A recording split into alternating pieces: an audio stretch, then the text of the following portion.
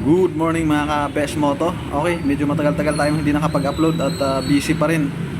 Okay, ngayon ang pag-uusapan naman natin itong Yamaha MIUI 125, yung bagong model, 2026 model na to.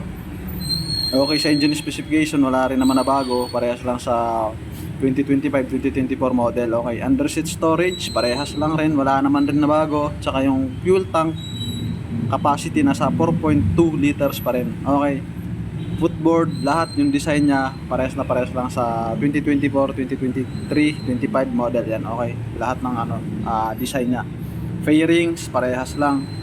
Blue core pa rin, at the same time more power, less fuel. Okay, nabago lang sa kanya yung kulay lang talaga mga Best Moto. Yung mags ginawa na ng kulay na maganda, mas attractive. Okay, ang mga lights niya gaya ng headlight, signal lights, tail lights, naka bulb type pa rin mga Best Moto.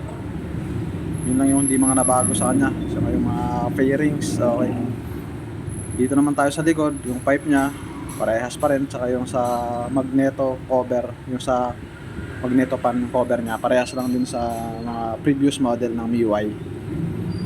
Alam naman natin na MIUI talagang namamayagpag pa rin hanggang sa ngayon, talagang lumalaban sa Honda Click 125. Convenience gamitin, siyempre matipid sa gas, naka-analog type pa rin ang kanyang instrument panel, yung mga switches parehas lang din sa previous model. Okay, ito yung susi, ganun lang rin. At may mga bulsa dito ng dalawa. Hindi man lang na-improve to ni Yamaha. Dapat medyo may binago na sila nitong dito sa MIUI na to. Ginawa na sana nila na version 3 na MIUI, no? Parang version 2 pa rin kasi ito mga ka-Best Moto. Pero panalo naman kayo dito mga Best Moto. Lalo na ngayon, sa panahon ngayon, medyo mahal ang pamasahe. Traffic, mas magaan siyang maniobra or isingit-singit sa mga traffic, at matipid siya sa gas kagaya na sinabi ko. Okay, so ngayon kung nagbabala kayong mag-apply cash installment, available naman yan sa mga branch. Wheeltech nga pala tong branch na to mga Best Moto, tong MIUI na to.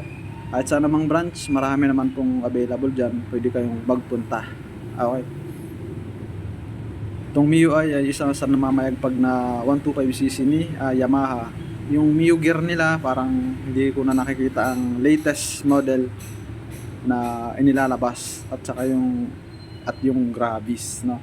Pero yung MIUI patuloy pa rin nilang ini-enhance at nag-i-exist pa rin sa ngayon mga ka-Best Moto. Okay, maraming salamat mga ka-Best Moto. Yun lang muna, ride safe always.